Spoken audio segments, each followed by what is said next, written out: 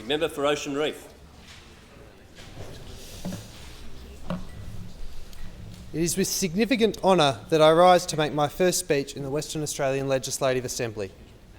Mr Speaker, may I first begin by offering my congratulations to you on your election to the office of the Speaker of the Assembly, and I wish you well. I extend my congratulations to all members elected on September the 6th, in particular those elected for the first time. I also extend my appreciation to the Clerk of the House and to his staff for their assistance and advice since my election. May I also thank the people of the electorate of Ocean Reef for the faith that they have placed in me by electing me as their representative. Ocean Reef is a brand new seat and I am deeply honoured to be the inaugural member of an electoral area that I have had a strong affinity with my whole life. The seat of Ocean Reef follows approximately 10 kilometres of the northern metropolitan coastline. The electorate is located within the city of Joondalup and runs up the coast from Pinnaroo Point in the south through to the local government boundary with the city of Wanneroo, north of Burns Beach. Ocean Reef is in many ways a coastal electorate, and much of the lifestyle is based around the beach and marine activity. Boat ownership is high, and there is a strong need to develop better facilities to accommodate this. In particular, a statewide shortage of boat pens is being felt strongly in the seat of Ocean Reef. There are also a range of other facilities that will need to be provided, not only for boat owners, but also the broader community in how they interface with the ocean. One particular project that has the support of the majority of the Ocean Reef community, and that I will continue to strongly champion, is the redevelopment of the Ocean Reef Marina. This is a facility that can produce solutions to both of these challenges and provide a world-class development for the residents of Ocean Reef and beyond, while meeting the current and future needs of the broader boating community. Boating can often be a hazardous activity and requires extra precautions to ensure public safety. In providing for this, Ocean Reef is proudly home to the Whitfords Volunteer Sea Rescue Group, which is the largest metropolitan volunteer sea rescue in the state, and Whitfords performs nearly 400 vital rescues a year on an entirely voluntary basis. Issues of the fishing industry are also particularly relevant to the seat of Ocean Reef, and often form a big part of coastal and boating activity. I recognise that there is a need to protect ecological fish stocks, but to also accommodate recreational fishermen, and that recreational fishing needs to be balanced with the livelihoods of commercial fishing operators. Geographical locale and affinity with the coast aside, what makes Ocean Reef an electorate is the uniqueness of the people that live there. It is every person who resides within those boundaries that gives the seat its identity, and it is the trust that they have placed in me that allows me to be here today, and I once again thank my electors for their confidence in me. My wife and I both grew up in and around this area and have attended numerous local groups and functions, including the Sea Sports Club, the Mullaloo Surf Lifesaving Club, local church events, sports associations and senior citizens groups. In recent years, as the local ward councillor, I have also enjoyed the privilege of attending and speaking at many of the school graduations, as well as meeting local P&C presidents and other local community representatives. These opportunities have given me the chance to not only meet many people within the electorate of Ocean Reef, but to gain an insight into the concerns and issues of the area, and an appreciation and affection for my electors, who are also my neighbours. It would not be possible to generalise in the communities that I represent. Many have come to Western Australia from overseas, but many are also born here. The electorate includes people from all ages, walks of life and backgrounds. Similarly, there are many varied concerns and issues that my electors have already begun to highlight with me, and I look forward to working with them to meet these challenges. In my experience, one thing that is of particular note is that the people of Ocean Reef are quick to give up their time as volunteers, and, having previously mentioned the Volunteer Sea Rescue, I wish to pay credit to our other volunteers also today.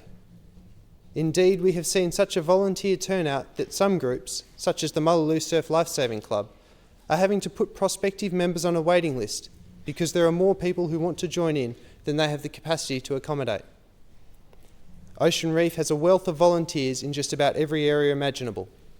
The spirit in which so many of the residents of Ocean Reef give up their time to be available wherever there is a need is something that I would like to pay special tribute to today. To the people of Ocean Reef, I once again affirm that I will work tirelessly as your local representative in State Parliament to combat crime and hoons in the local community and to ensure our hospitals, schools, transport and other infrastructure projects receive much needed funding. I look forward to working to ensure the electorate of Ocean Reef continues to be the best place in Australia to live, work and raise a family. In speaking to the Assembly today, I have the opportunity to share a bit about myself and the circumstances and choices that have led me to be here before you today. At 28, I'm the youngest member of the 38th Parliament and the youngest Liberal elected to the Western Australian Parliament in over 50 years. I initially grew up in rural Wanneroo, where my parents were small business owners, running a successful machine tools business that mainly serviced the mining industry. The demands of the business meant that the daily upkeep of our small citrus farm was often the responsibility of my 6 siblings and I, which gave me an appreciation for the value of hard work, cooperation and discipline from a very young age. After finishing high school, I worked as a tree surgeon and horticulturalist for a number of years. It was during this time that I met my wife Cecilia, who is now a clinical nurse at Joondalup Health Campus on the critical care unit.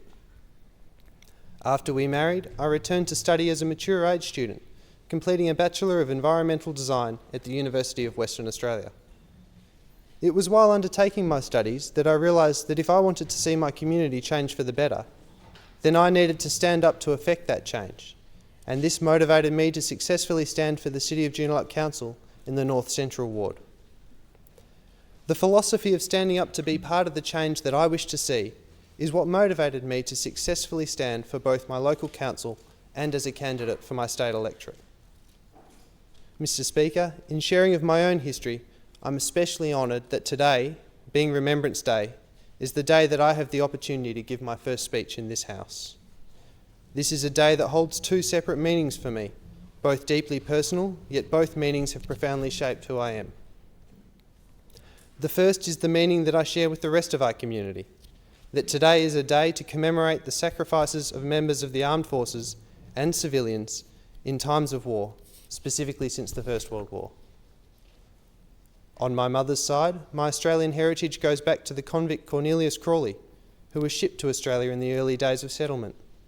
Successive Crawleys have proudly served our country as Anzacs throughout our nation's conflicts, including both world wars, and this day is an opportunity for me to remember and acknowledge them. None more so than my uncle Paul, who was killed in action in Vietnam on the 6th of June 1970, while serving with the 7th Battalion Royal Australian Regiment. The liberties that they stood for are the very freedoms that allow me to stand here today as a member of this Parliament.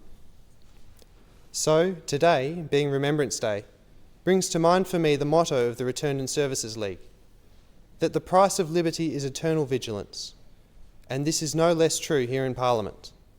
Our liberties and freedoms depend on men and women of good character who will stand in these chambers and fight for those liberties. Mr. Speaker, we are a nation that was founded on principles, a peace-loving nation that was formed with a vote and not a war. I believe this to be a fundamental foundation by which we can claim to indeed be a peace-loving nation. However, returning to that motto, I am profoundly humbled that my forefathers were prepared to do whatever it took to maintain and defend this liberty, and I am deeply thankful that the fruits of their sacrifices can be enjoyed by us today. I believe this to be the conviction that we should carry forward as members of Parliament who will often be faced with difficult decisions. As a member of this Parliament, I will endeavour to remain true to my core values and to make my decisions because I believe them to be right, whether or not they are popular. The results of the decisions that we make today will be measured in the decades to come, and it is incumbent upon us to maintain this perspective as we grapple with immediate challenges. The second meaning of Remembrance Day for me is the more personal of the two, but equally significant. In the Flanders poppy, the icon of this day, there is for me the symbolism and synergy of my Flemish ancestry. I am the first of the Jacob family to have been born in Australia.